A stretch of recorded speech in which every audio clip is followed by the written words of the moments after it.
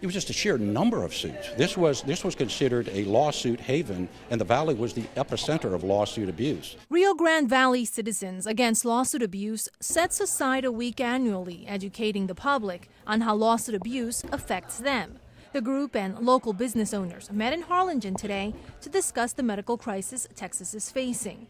The group says prior to 2003, doctors were being sued at record pace and for record sums as there was no cap on damage awards. This caused malpractice rates to rise significantly. Doctors left Texas in droves. There was a number of doctors here who just left. John Martin, an internist, the chief of staff at Valley Baptist Medical Center, threw up his hands and he left the Valley. He said enough is enough. Jose Cohen, an obstetrician here in Harlingen, stopped delivering babies. It was just too costly and he chose not to do it. John Opelt with the Texas Alliance for Patient Access says lawsuit abuse hurts both doctors and the patients. It affects the price of products and services that you pay for, but it also affects the availability of certain services. In response to this crisis, Proposition 12 was put in place.